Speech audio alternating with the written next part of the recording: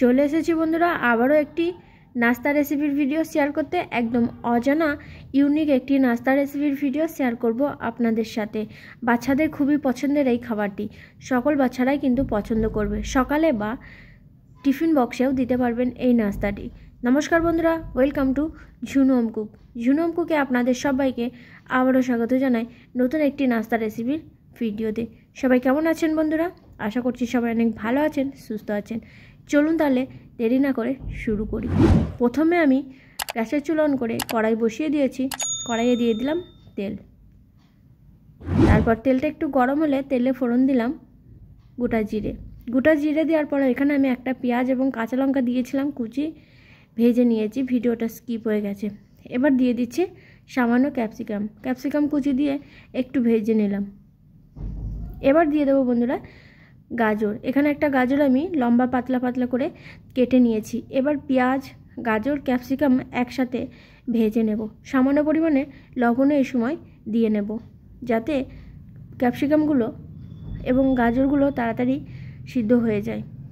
এবার আমি দিয়ে দিচ্ছি সুজি, আর লবণ অবশ্যই স্বাদ অনুযায়ী দিয়ে নেবেন। আর এখানে আমি এক বাটি সুজি দিয়েছি। সুজির সাথে এবার গাজর, ক্যাপসিকাম, পেঁয়াজ প্রায় 2 মিনিট মতন ভেজে নেব। ভেজে নেওয়ার পর এখানে আমি দিয়ে দিচ্ছি পালং শাকের পাতা। পালং শাকের পাতাগুলো আমি ধুয়ে একটু ছোট ছোট করে কুচি করে নিয়েছি, দিয়ে দিলাম। খুবই টেস্টি একটি নাস্তা রেসিপির ভিডিও শেয়ার করব বন্ধুরা, তাই স্কিপ না করে পুরো ভিডিওটা দেখার জন্য অনুরোধ রইল। আর এই নাস্তাগুলো কিন্তু খেতে কিন্তু অনেক মজার হবে, আর বাচ্চাদের অনেক পছন্দও করবে। এবার এইভাবে ভেজে নিয়েছি। এক বাটি সুজির জন্য 2 বাটি মতন জল দিয়ে দেবো। একই বাটির মাপেই আমি সুজির জল মেপে নিয়েছি। 1 বাটি সুজি 2 বাটি জল নিয়েছি। এবার আমি গ্যাসের ফ্লেমটা একদম লোতে রেখে খুব ভালো করে সুজিটাকে একটা ডো তৈরি করে নেব। এইভাবে ভালো করে নাড়াচাড়া করে নেব, নাহলে অনেক সময় সুজিতে দলা পেকে যায়। তাই এইভাবে ভালো করে নাড়াচাড়া করে নিয়ে কিছুক্ষণ একটা টাইট ডোয়ের মতন হয়ে যাবে, এবং সুজিতে যে এক্সট্রা জলটা আছে সেটাও শুকিয়ে যাবে। এভাবে কিছুক্ষণ করে নেওয়ার পর ঠিক এরকম ডোটা তৈরি হয়ে গেছে। এবার আমি, এখন অনেক গরম আছে তাই কড়াইয়ের কিছুক্ষণ রেখে দেবো। কিছুক্ষণ রেখে দেওয়ার পর তারপর একটা প্লেটের মধ্যে তুলে নেব। কড়াইয়ের চারিদিকে এই যে এরকমভাবে একটু লাগিয়ে দেব, তাহলে এক্সট্রা যে জলটা থাকবে সেটাও কিন্তু শুকিয়ে যাবে। কিছুক্ষণ পর আমি একটা প্লেটে তুলে নেব। কিছুক্ষণ পর ফিরে এসে বন্ধুরা সুজির এবং সবজির যে ডোটা বানিয়েছিলাম সেটাকে এবার প্লেটের মধ্যে তুলে নেব। কড়াইয়ের মধ্যে রেখে দিলে দেখুন এক্সট্রা যে জলটা থাকে সেটাও শুকিয়ে যায়। তাই এবার প্লেটের মধ্যে তুলে নিয়ে একটু ঠান্ডা করে নেব। পুরো সুজির ডোটা প্লেটে তুলে নিয়েছি বন্ধুরা। এবার আরও আমি কিছু উপকরণ অ্যাড করব। এখানে আমি দিয়ে দিচ্ছি চালের গুঁড়ো। এবার দিয়ে দেবো গোটা জিরে, 1/2 কাপের একটু বেশি চালের গুঁড়ো দিয়েছি। আর এখানে কালো জিরে দিয়ে দিলাম, আর গোটা ধনে হাতে একটু ঘষে নিয়ে দিয়ে দিলাম, আর চিলি ফ্লেক্স তার সবার শেষে দিয়ে দিলাম লবণ। এবার ধনে পাতা কুচি দিয়ে মেখে নেব। হাত দিয়ে ভালো করে মেখে নেব। এখন একটু গরম আছে তাই খুন্তি করে ভালো করে মিশিয়ে নিচ্ছি বন্ধুরা। তারপর হাত দিয়ে কিছুক্ষণ মেখে নিলেই পুরো একটা টাইট ডো তৈরি হয়ে যাবে। আজকে শেয়ার করা নাস্তা রেসিপির ভিডিওটা ভালো লাগলে বন্ধুরা অবশ্যই একটা লাইক এবং কমেন্ট করবেন। তার সাথে সাথে বাড়িতে অবশ্যই একদিন বানিয়ে দেখবেন, বাচ্চারা কিন্তু অনেক পছন্দ করবে, তার সাথে সাথে বড়রাও ভীষণ পছন্দ করবে। এই যে বন্ধুরা হাত দিয়ে মেখে নিয়েছি, তারপর আমি হাতটাকে ধুয়ে হাত পরিষ্কার করে হাতের মধ্যে একটু তেল মাখিয়ে নিয়েছি, আর একটা থালাতেও তেল মাখিয়ে নিলাম, যাতে হাতের মধ্যে ডোটা আটকে না যায়। তাই এইভাবে একটু রুটির থেকে একটু ছোট সাইজের আমি লোয়ের মতন নিয়েছি। তারপরে এই যে এইভাবে একটু চ্যাপটা করে হাত দিয়ে বানিয়ে নিলাম, একটু গোল করে থালার মধ্যে রেখে নিচ্ছি। একইভাবে সবগুলোই বানিয়ে নেব।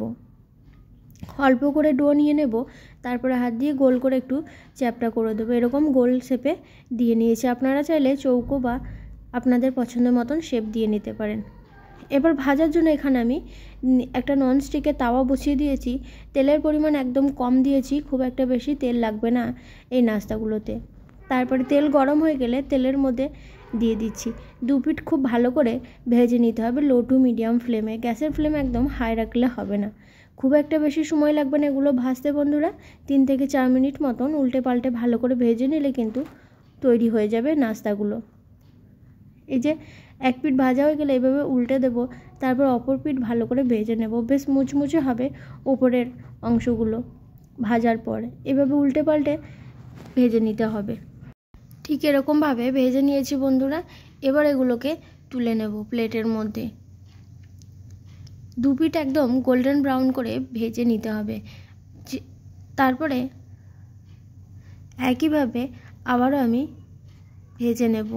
এই যে আবারও আমি তেলের মধ্যে দিয়ে দিয়েছি, গোল শেপে এইভাবে বানিয়ে নিয়েছি। সবগুলো একইভাবে ভেজে নেব।